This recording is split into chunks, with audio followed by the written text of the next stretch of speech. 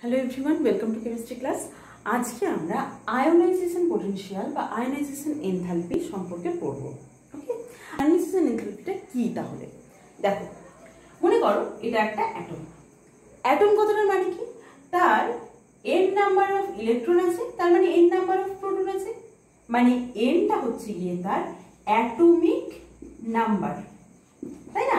nটা হচ্ছে atomic number. যতগুলো proton থাকে সেই সংখ্যাকেই তো আমরা অ্যাটমিক নাম্বার বলি।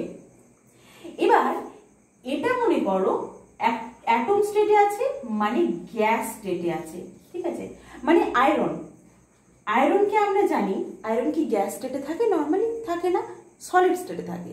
তাহলে আয়রনের একটা অ্যাটমকে ওই পুরো সলিডটার থেকে মনে করো কোনো একটা অ্যাটম বিচ্ছিন্ন হয়ে বেরিয়ে গেছে, একটা যদি বিচ্ছিন্ন হয়ে বেরিয়ে যায় তাহলে এটা কি স্টেটে থাকবে? গ্যাস স্টেটে থাকবে না সলিড স্টেটে থাকবে?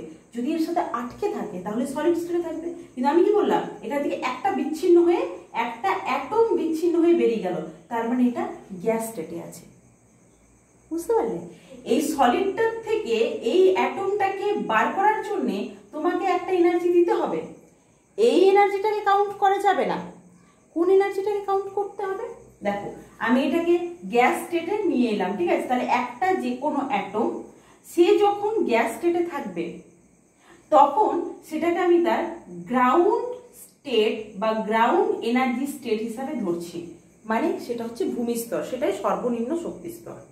ওকে, এবার এই সর্বনিম্ন শক্তি স্তরে যখন একটা অ্যাটম গ্যাস স্টেটে আছে, এটা গ্যাস নয়, এটা হচ্ছে গ্রাউন্ড স্টেট, ওকে, তখন তার সর্ববহিস্থ কক্ষপথে যে ইলেকট্রনটা আছে এর তো ভেতরে মানে 1s এ ফুলফিল হয়ে থাকবে, 2s এও পুরো ইলেকট্রন ফুলফিল থাকবে, 2p তে ইলেকট্রন থাকবে। তো যেটা তার ব্যালেন্সের মানে যেটা তার সর্ববহিস্থ কক্ষপথ, সেখানে যে ইলেকট্রনটা একেবারে হেলাফেলা, মানে যে ইলেকট্রনটার প্রতি নিউক্লিয়াসের নজর একটু কম, মানে যে ইলেকট্রনটা লুজলি বাউন্ড, অত ভালোভাবে বাইন্ড করা নেই যে ইলেকট্রনটাকে, সেই ইলেকট্রনটাকে তুমি এর সর্ববহিস্থ কক্ষপথ থেকে বের করতে চাও। তাহলে এই ইলেকট্রনটাকে যদি তুমি বের করতে চাও তাহলে তার পরিবর্তে তোমাকে কি দিতে হবে? কিছু এনার্জি দিতে হবে। যে এনার্জিটা দিতে হবে সেটাকেই আমি বলবো আয়োনাইজেশন পোটেনশিয়াল বা আয়োনাইজেশন এনথালপি। এনথালপি মানে হচ্ছে শক্তি, পোটেনশিয়াল মানেও শক্তি। বোঝা গেছে? তাহলে আমি কি বললাম যে এটা একটা অ্যাটমের কথা বললাম, তো একটা অ্যাটমের প্রতি যে এনার্জিটা দিতে হবে, 1 মোল অ্যাটমকে নিশ্চয়ই সেই এনার্জিটা দিতে হবে না? কত বেশি দিতে হবে এনার্জি? না, একটা অ্যাটমকে যে এনার্জিটা তুমি দিলে তার সাথে Na নাম্বার মানে অ্যাভোগাড্রো নাম্বার গুণ করলে যে এনার্জিটা পাচ্ছি সেই এনার্জিটাকেই আমি বলছি আয়োনাইজেশন পোটেনশিয়াল বা আয়োনাইজেশন এনার্জি। বোঝা গেছে?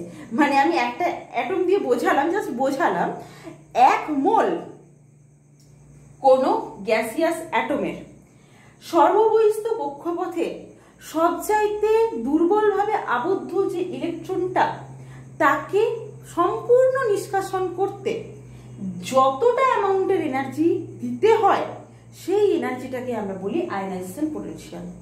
বোঝা গেছে? একটা নয়, 1 মোল। 1 মোল কোনো একটা অ্যাটমের জন্য নয়, কিন্তু আমি একটা অ্যাটম দিয়ে বোঝালাম, কিন্তু এখান থেকে অ্যাকচুয়ালি কতগুলো অ্যাটমকে তুমি বার করবে? 1 মোল। একটা অ্যাটমের জন্য সামান্য এনার্জি লাগবে, ওই এনার্জি তুমি ক্যালকুলেটও করতে পারবে না। 1 মোল সুবিধে। 1 মোল কোনো অ্যাটমের গ্যাসিয়াস স্টেটে, কিন্তু লিকুইড স্টেটও নয়, সলিড স্টেটও নয়, গ্যাসিয়াস স্টেটে। এবং দ্বিতীয় শর্তটা কি? প্রথম শর্তটা হচ্ছে তাকে গ্যাসিয়াস স্টেটে থাকতে হবে, দ্বিতীয় শর্তটা হচ্ছে তার সর্ববহিস্থ কক্ষপথ থেকে একটা ইলেকট্রনকে লিবারেট করতে যে অ্যামাউন্ট অফ এনার্জি তাকে দিতে হয় সেই এনার্জিটাকেই বলা হচ্ছে আয়োনাইজেশন পোটেনশিয়াল আর আয়োনাইজেশন এনার্জি। ক্লিয়ার? তাহলে দেখো, যদি কোনো একটা নিউট্রাল অ্যাটমের সর্ববহিস্থ কক্ষপথ থেকে আমি একটা ইলেকট্রনকে বের করে দিই, বলো তো অ্যাটমটা কিসে পরিণত হবে? ইউনি পজিটিভ চার্জে পরিণত হবে না? তাহলে আমি এইভাবেও সংজ্ঞাটাকে বলতে পারি যে কোনো মৌলের 1 মোল গ্যাসীয় অবস্থায় পরমাণু থেকে, বিচ্ছিন্ন পরমাণু থেকে তার সর্ববহিস্থ কক্ষপথ থেকে একটি ইলেকট্রনকে সম্পূর্ণরূপে বের করে তাকে একক ধনাত্মক চার্জ বিশিষ্ট মানে আধান বিশিষ্ট আয়নে পরিণত করতে যতটা এনার্জি দিতে হয় সেই এনার্জিটাকেই বলা হয় আয়নাইজেশন পোটেনশিয়াল। মানে এক কথায় একটা অ্যাটম তাকে গ্যাস অবস্থায় নিয়ে যাও এবং তার সর্ববহিস্থ কক্ষপথ থেকে একটা ইলেকট্রনকে তুমি বের করো, তার জন্য তাকে কিছু এনার্জি দাও, সেই এনার্জিটাকে আমরা বলবো ionisation potential or ionisation enthalpy. বোঝা গেছে? এবার সেটা একটা অ্যাটম নয়, কতগুলো অ্যাটম না, 1 মোল অ্যাটম মানে অ্যাভোগাড্রো সংখ্যক অ্যাটম। ক্লিয়ার? এইটা হচ্ছে গিয়ে আয়নাইজেশন এনথালপির সহজ সংজ্ঞা। বোঝা গেছে? ওকে, তাহলে এই যে আয়নাইজেশন এনথালপি, তার মানে উল্টো কথায় মনে করো সোডিয়াম, সোডিয়াম হচ্ছে গিয়ে 11 atomic number, 1s2 2s2 2p6 3s1, এর সর্ববহিস্থ কক্ষ কোনটা? 3s। তাহলে সোডিয়াম কিন্তু সলিড, তাহলে এই সলিড স্টেটটা ধরলে হবে না, এর সলিড স্টেটকে তুমি আগে নিজের পয়সা দিয়ে মানে নিজের এনার্জি দিয়ে আগে ভেঙে গ্যাসীয় অবস্থায় নিয়ে যাও সোডিয়ামকে। তাহলে সোডিয়াম গ্যাস হলো, মানে সোডিয়াম সলিড স্টেট থেকে সোডিয়াম কি স্টেটে পরিণত হলো? গ্যাস অবস্থায় পরিণত হলো। এর জন্য কিন্তু তোমাকে বাইরের থেকে এনার্জি দিতে হবে, সেই এনার্জিটা আয়নাইজেশন এনথালপির মধ্যে যুক্ত হবে না। বোঝা গেছে? মানে মনে করো তুমি কোথাও বেড়াতে যাচ্ছ, ট্যুর গাইডরা বললো যে, বা তোমার স্কুল অর্গানাইজ করছে, সাপোজ তোমাদেরকে নিয়ে যাবে, তোমাকে স্কুল থেকে নিয়ে যাওয়া এবং নিয়ে আসা পর্যন্ত সমস্ত খরচ তাদের, কিন্তু তুমি যে বাড়ি থেকে স্কুলে আসবে তার জন্য কিন্তু পয়সা তোমাকে দেওয়া হবে না, বাড়ি থেকে স্কুল আসার জন্য যে পয়সাটা লাগবে সেটা তোমাকেই দিতে হবে। সিমিলারলি যে যাই স্টেটে থাকুক না কেন, যদি সলিড স্টেটে থাকে তাহলে তাকে আগে নিজে পয়সা খরচ করে গ্যাসে পরিণত হতে হবে, যদি লিকুইড স্টেটে থাকে তাহলে আগে তাকে গ্যাস স্টেটে যেতে হবে নিজে এনার্জি গ্রহণ করে। বোঝা গেছে? এবার গ্যাস স্টেট যখন হলো সেখানকার সর্ববহিস্থ কক্ষ, এবার সর্ববহিস্থ কক্ষ কোনটা? 3s। তাহলে 3s থেকে একটা ইলেকট্রনকে সম্পূর্ণরূপে কি করব? নির্গত করব। ঠিক আছে? তাহলে নির্গত করলে সোডিয়ামটা কিসে পরিণত হয়ে যাবে? সোডিয়াম প্লাস, অর্থাৎ ইউনি পজিটিভ একটা ক্যাটায়নে পরিণত হয়ে যাবে।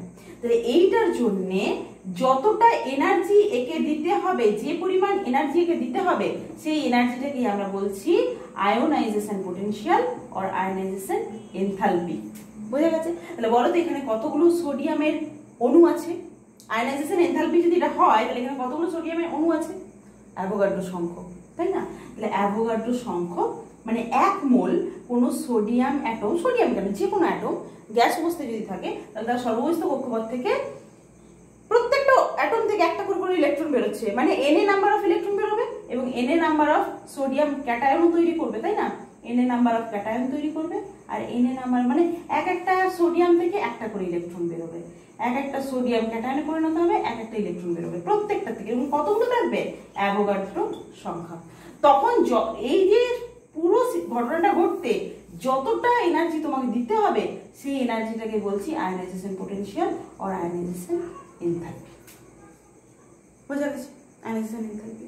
তাহলে আয়নাইজেশন এনথালপির জন্য কি হয় না, ইলেকট্রন বার করবো, ভেতরে ইলেকট্রন আছে বার করবো, তাহলে বাইরে থেকে কি দিতে হবে? শক্তি দিতে হবে। সেই জন্য আয়নাইজেশন এনথালপিকে আমরা ডেল্টা এইচ দিয়ে ডিনোট করি। এটা যখন থার্মোডাইনামিক্স পড়বো তখন আমরা অলরেডি মানে সব ভালোভাবে বুঝতে পারবো ডেল্টা এইচ মানে কি, কি বৃত্তান্ত সব। এটাকে আমি পজিটিভ সাইন দিয়ে লিখবো। কেন না, এনার্জি রিলিজ হচ্ছে মানে এনার্জি গেইন করছে না, ইলেকট্রন ছাড়ছে মানে এনার্জি কি করছে? গেইন করছে। ইলেকট্রন গ্রহণ করছে মানে সেটাকে পজিটিভ দিয়ে দেখাতে হবে। বোঝা গেছে? এবার এখানে সোডিয়াম দিয়ে লিখলাম তো তাকে পজিটিভ বললাম, এটা নিয়ে পরে কথা বলছি, যাই হোক আসছি, পরে আসছি। তাহলে বলো আয়নাইজেশন এনথালপির ব্যাপারটা ক্লিয়ার হচ্ছে তো? তাহলে দেখো আয়নাইজেশন এনথালপি কোন কোন বিষয়ের উপর নির্ভর করে। দেখো মনে করো একজনের এটা একটা মানে মনে করো আছে গিয়ে লিথিয়াম আর সোডিয়াম, গ্রুপ 1 এর মেম্বার না লিথিয়াম আর সোডিয়াম। তাহলে লিথিয়ামের অ্যাটমিক নাম্বার হচ্ছে 3 আর সোডিয়ামের হচ্ছে গিয়ে 11, তাই না? তাহলে লিথিয়াম হচ্ছে 1s2 2s1 আর সোডিয়াম হচ্ছে গিয়ে কি বলতো 2s2 2p6 3s1, এটাই তো। তার আগে 1s2 আছে, লিখলাম না? যাই হোক তোমরা বুঝতে পারছো। তাহলে এখানে 2s মানে এটা মনে করো নিউক্লিয়াস, তার ভেতরে 1s এ দুটো ইলেকট্রন ভর্তি আছে আর 2s এ একটা ইলেকট্রন আছে, এটা হচ্ছে লিথিয়াম। আর সোডিয়ামটা কি? সোডিয়ামটা মনে করো এটা নিউক্লিয়াস, এটা 1s এ দুটো ইলেকট্রন আছে, 2s 2p তে, এটা 2 তো 2s 2p এখানেই দেখিয়ে দিলাম, ঠিক আছে। মোট 8টা ইলেকট্রন আছে, আর তারপরে এটা 3s এ একটা ইলেকট্রন আছে। তাহলে এর সর্ববহিস্থ কক্ষপথ মানে 2s এ একটা ইলেকট্রন দেখতে পাচ্ছি, এর 3s এ একটা ইলেকট্রন দেখতে পাচ্ছি। কার সাইজ বড়, লিথিয়াম না সোডিয়াম? সাইজটা সোডিয়ামের বেশি, এটা সাইজটা সোডিয়ামের বেশি। তাহলে বলো তো কোন জায়গাটার থেকে ইজিলি একটা ইলেকট্রন বেরিয়ে যাবে, লিথিয়াম থেকে না সোডিয়াম থেকে?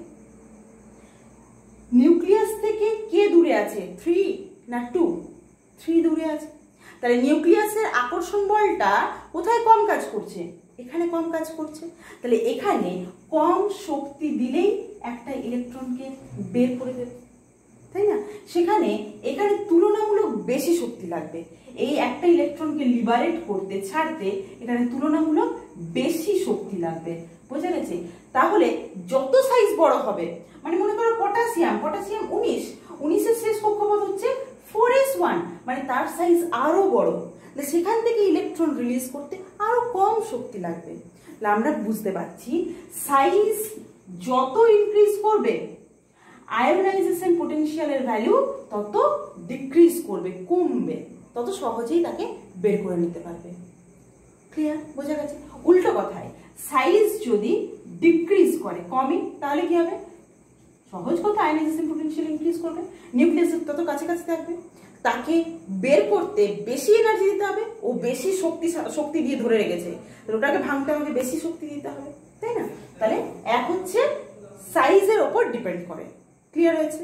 2 নম্বরে দেখা যায় কিসের উপর ডিপেন্ড করে। তো সেকেন্ড ফ্যাক্টরটা হচ্ছে ম্যাগনিটিউড অফ নিউক্লিয়ার চার্জ, মানে নিউক্লিয়ার চার্জের উপর কিভাবে ডিপেন্ড করে। মনে করো আছে aluminium 3+, calcium 2+, and sodium plus. Aluminium 3+, calcium 2+, and sodium plus.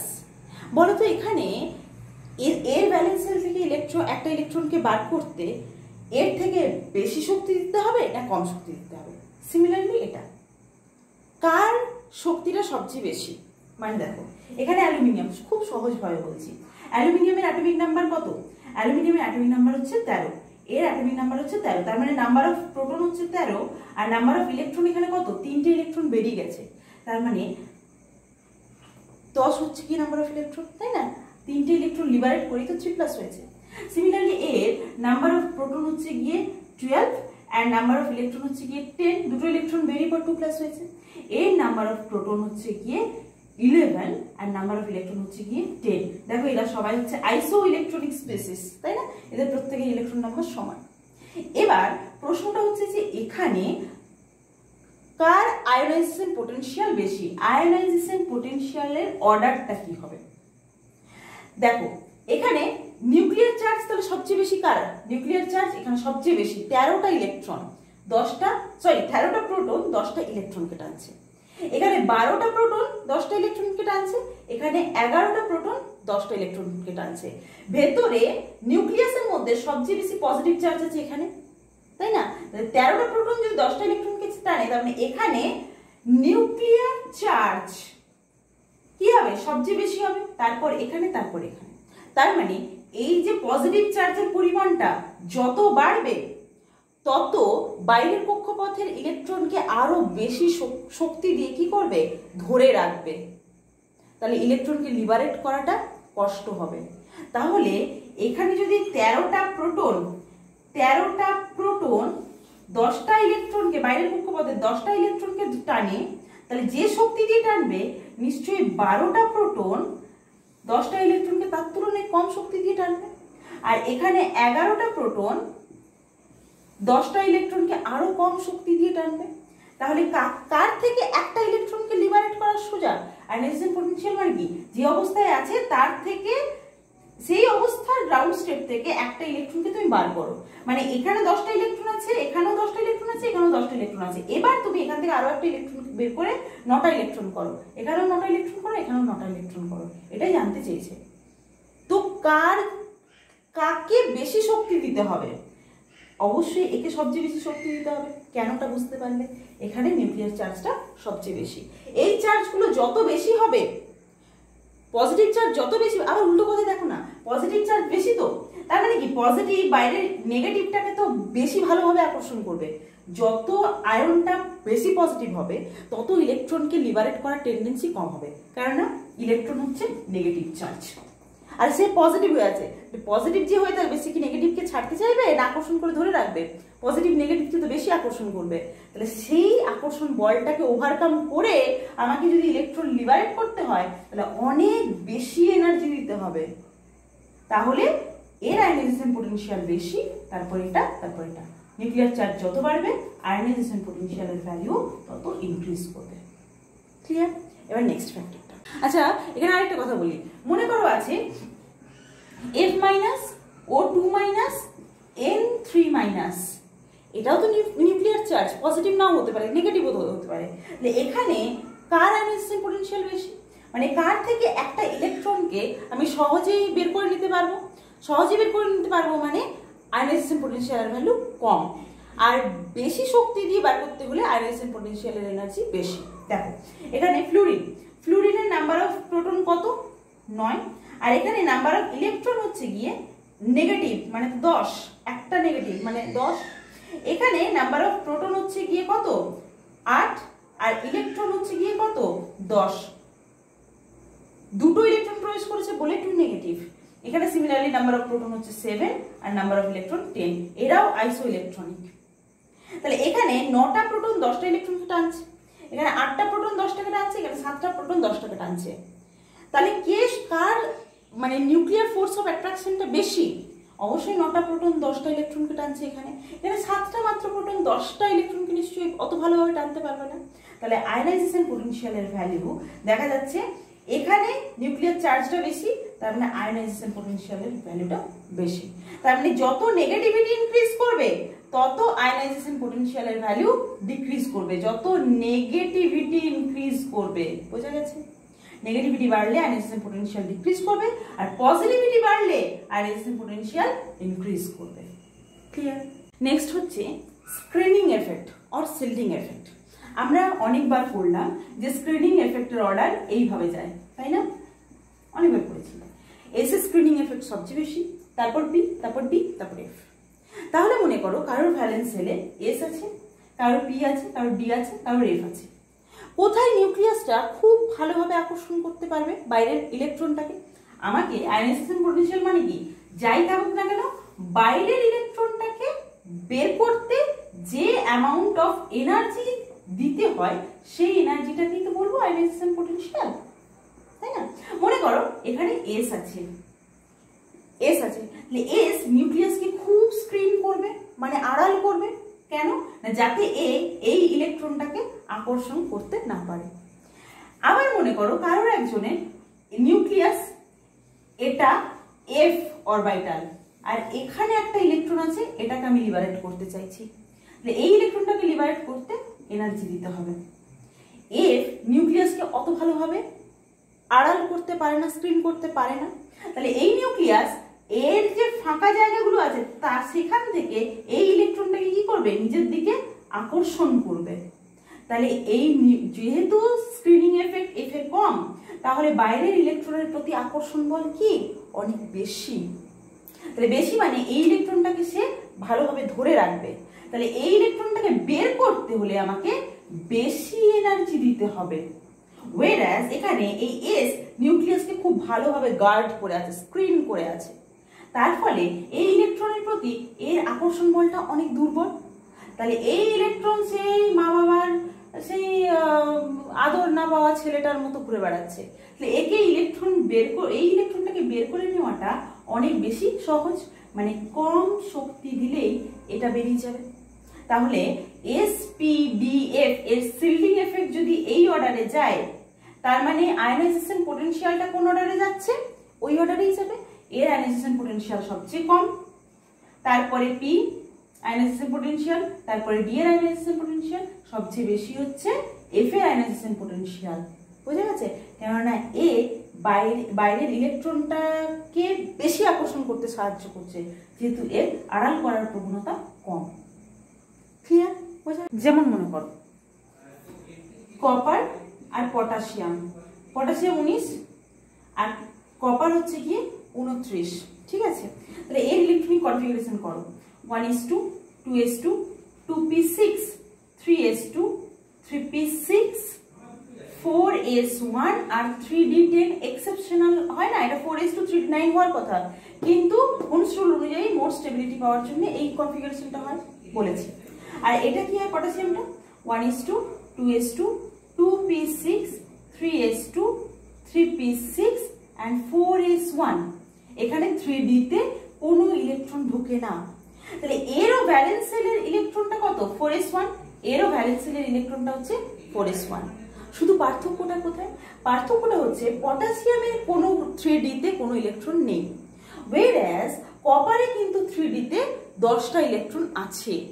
তাহলে কি হয়, পটাশিয়াম, মনে করো এটা পটাশিয়াম লিখছি, পটাশিয়াম এরও ভ্যালেন্স সেল হচ্ছে গিয়ে 4s যেখানে একটা ইলেকট্রন আছে, আর কপার এরও ভ্যালেন্স সেলটা হচ্ছে গিয়ে 4s যেখানে একটা ইলেকট্রন আছে।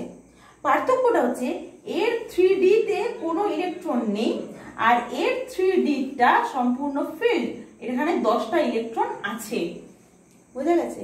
তাহলে কি হয়, এখানে যেহেতু 3d তে কোনো ইলেকট্রন নেই, তাই এখানকার নিউক্লিয়াস এই কক্ষপথটাকে অনেক ভালোভাবে আকর্ষণ করতে পারবে না, এর স্ক্রিনিং এফেক্টটা বেশি হবে, এখানে স্ক্রিনিং এফেক্ট বেশি কাজ করবে।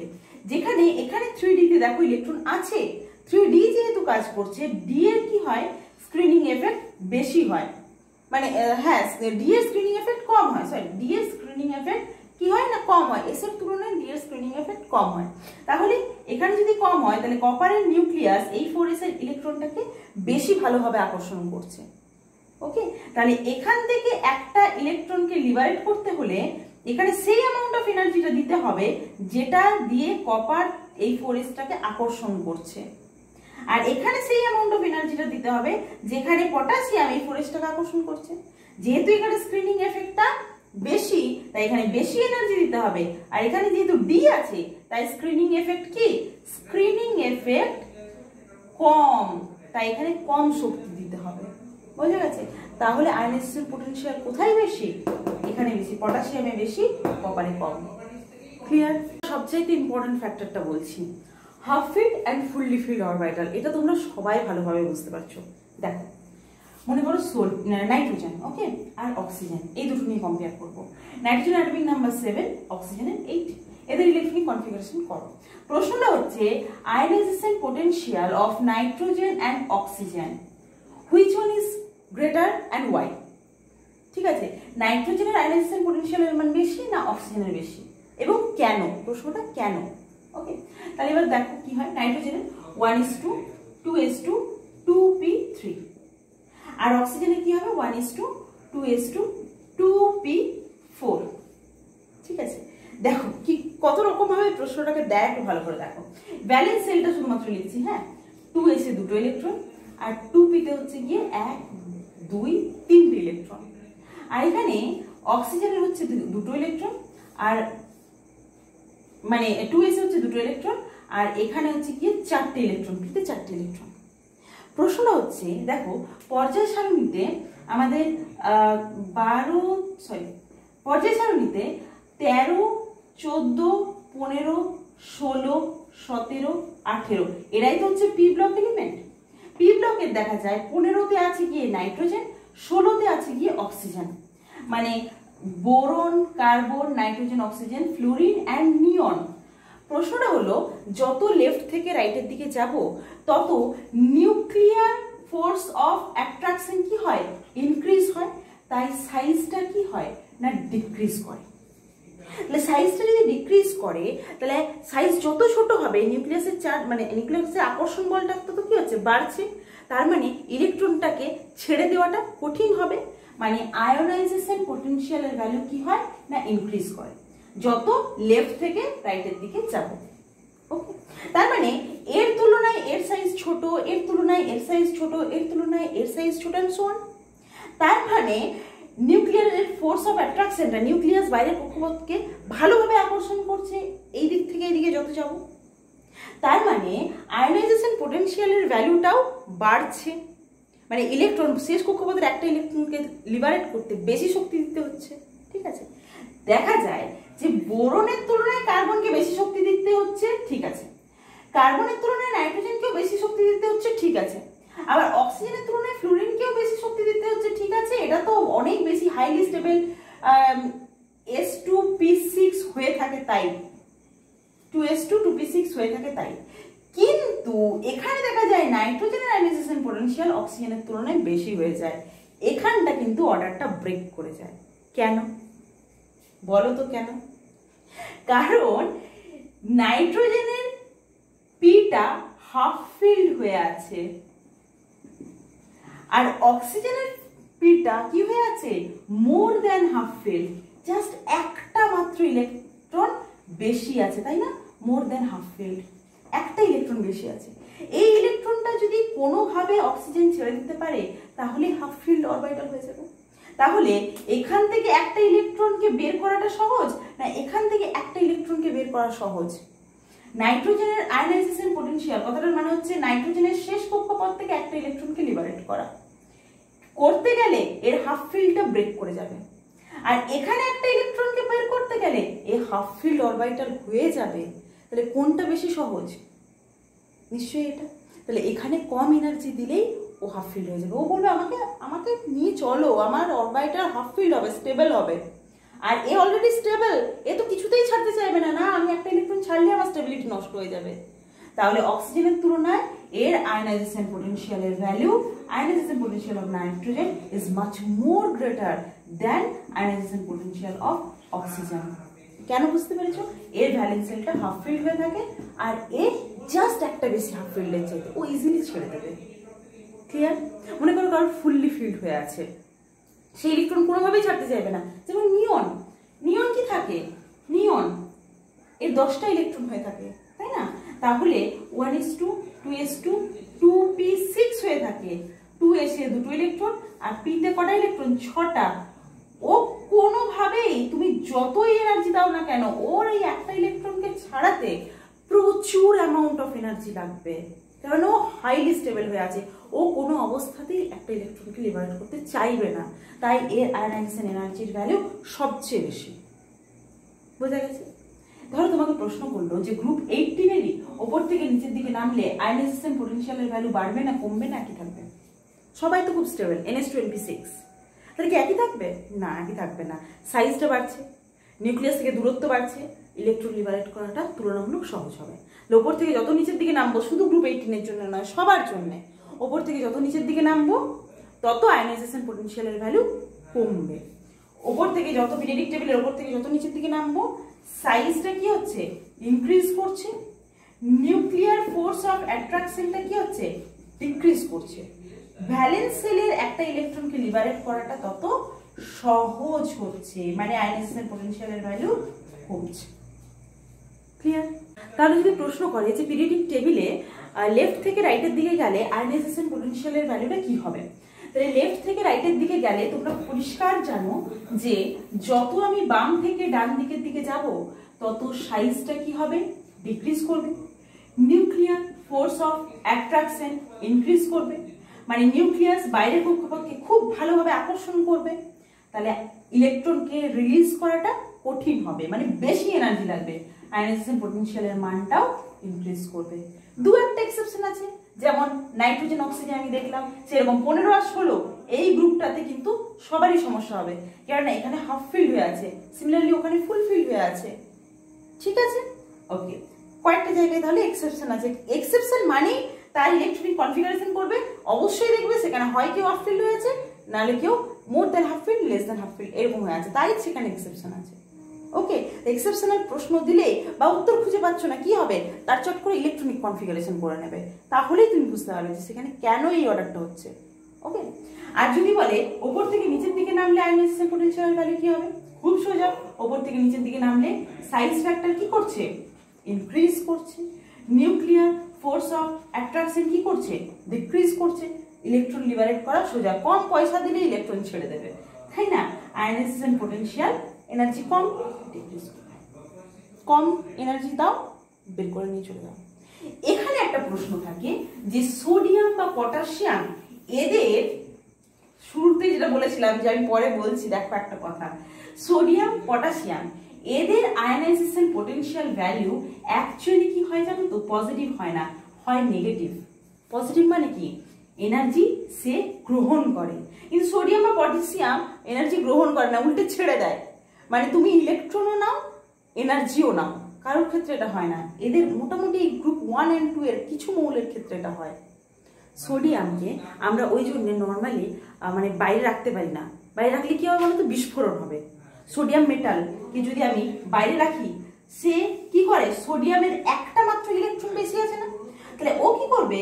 ওই 3s1 এর যে ইলেকট্রনটা আছে সেটাকে সে রিলিজ করার সঙ্গে সঙ্গে নিজের ভেতরের কিছু এনার্জিকেও রিলিজ করে দেবে। এবার সোডিয়াম মানে তো একটা অ্যাটম নয়, একটা সোডিয়ামের ঢালা রেখেছি মানে সেখানে অসংখ্য কোটি কোটিরও বেশি অ্যাটম আছে। তাহলে সবাই যদি এনার্জি একসাথে রিলিজ করতে শুরু করে, তার মানে সেখানে একটা বিস্ফোরণ হবে। তো এটা হয় কেন? বুঝতেই পারছো যে এর মাত্র একটা ইলেকট্রন এক্সট্রা আছে 1s2 2s2 2p6 হওয়ার জন্য। এর ব্যালেন্সে একটা ইলেকট্রন এক্সট্রা আছে। এই ইলেকট্রনটা যদি সে কোনোভাবে রিলিজ করে দিতে পারে, তাহলেই ও স্টেবল ইলেকট্রনিক কনফিগারেশন পেয়ে যাবে। তাহলে এইটা হওয়ার জন্য ও একটা ইলেকট্রন রিলিজ করে ইন্টারনাল এনার্জি রিলিজ করার মাধ্যমে। বোঝা গেছে? মানে সোডিয়াম প্লাস হয়, একটা ইলেকট্রন রিলিজ করে, সাথে নিজস্ব এনার্জিও রিলিজ করে। আর আমরা কি জানি? ভ্যালেন্স শেলের একটা ইলেকট্রন রিলিজ করতে যে অ্যামাউন্ট অফ এনার্জি গ্রহণ করে সেটাকেই তো বলা হয় আয়নাইজেশন পোটেনশিয়াল। তাহলে আয়নাইজেশন পোটেনশিয়ালের ভ্যালু অ্যাকচুয়ালি নেগেটিভ হওয়ার কথা নয়, পজিটিভ হওয়ার কথা, কিন্তু ও কি করছে? ওই অ্যামাউন্ট অফ এনার্জিটাকে সে রিলিজ করে দিচ্ছে। তাই সোডিয়াম বা পটাশিয়াম এদের আয়নাইজেশন পোটেনশিয়ালের ভ্যালুটা আমরা লিখি নেগেটিভ। আর এই জন্যই এদেরকে বলি হাইলি রিঅ্যাক্টিভ এলিমেন্ট, খুবই সক্রিয়, chemically reactive, chemically highly active, এইসব নামে ওদেরকে ডিনোট করা হয়। তাদেরকে গ্রুপ 1 and 2 এদেরকে। কেন না? এরা মাত্র একটা কি দুটো ইলেকট্রন ছেড়ে দিলে, গ্রুপ 1 এর গুলো একটা আর গ্রুপ 2 এর গুলো দুটো ইলেকট্রন লিবারেট করলেই ওরা স্টেবল কনফিগারেশন হয়ে যাবে। ওই জন্য ওরা কারোর তোয়াক্কা করে না, কবে কি এনার্জি দেবে তার জন্য আমি ইলেকট্রন ছাড়বো বসে থাকি, ওইসব করেই না ওরা। প্রকৃতিতে অক্সিজেন আছে, ফ্লুরিন আছে, নাইট্রোজেন আছে, এইসব গ্যাসগুলো আছে, ওদেরকে দেখতে পেলেই এনার্জি ছেড়ে দেবে। ময়েশ্চার আছে, জল, H2O, এখানে অক্সিজেনের O2- এই ইলেকট্রন আছে, আর হাইড্রোজেন কি আছে? H+। তো এই H+ কি ইলেকট্রন দিয়ে দেবে, মানে কোনো না কোনো ভাবে ওরা প্রকৃতিতে ইলেকট্রন ছেড়ে দেবে। প্রকৃতির জলীয় বাষ্পের সংস্পর্শে এলেই বা হাওয়ার সংস্পর্শে এলেই ওরা তাদের নিজেদের ইলেকট্রনটাকে লিবারেট করে দেবে, সাথে নিজের এনার্জিটাকেও রিলিজ করবে। মানে ব্যাপারটা হচ্ছে, মনে করো তুমি কোনো একটা বোঝা মানে মাথায় চাপানো আছে এবং তোমার সেটা নিয়ে তুমি ভীষণ ক্লান্ত, ক্লিষ্ট, জর্জরিত। তুমি কি বলবে? আমি পয়সা দিচ্ছি, সাথে আমার বোঝাটাও দিচ্ছি। আমি মনে করো জিনিস বিক্রি করতে বেরিয়েছি, আমি কি করব? আমি পয়সা নিয়ে জিনিসটা বিক্রি করব, কিন্তু ওই জিনিসটা আমাকে কষ্ট দিচ্ছে। আমি কি বলবো? লে বাবা, তুই জিনিসটাও নে, পয়সাও নে। সোডিয়াম পটাশিয়াম এই গ্রুপ 1 2 এদের জন্য ব্যাপারটা সেরকমই হয়। ওরা ভেতরকার এনার্জি রিলিজও করে, সাথে ইলেকট্রনও রিলিজ করে। তাই এদের আয়নাইজেশন পোটেনশিয়ালের ভ্যালুটা নেগেটিভ হিসাবে দেখানো হয়, সবচেয়ে কম। মানে ভেতরকার এনার্জি রিলিজ করছে, বাইরে থেকে কোনো এনার্জি গ্রহণ করছে না। ক্লিয়ার হয়েছে? তাহলে আয়নাইজেশন পোটেনশিয়াল সম্পর্কে আমরা সমস্ত কথা পড়ে ফেলেছি। এবার যা যা কনসেপ্ট, আশা করি সব ক্লিয়ার হয়েছে। যদি কনসেপ্টে কোনো প্রবলেম থাকে তোমরা আমাকে কমেন্ট বক্সে লিখবে, আমি অবশ্যই যাদের উত্তর দেওয়ার চেষ্টা করবো। Stay tuned.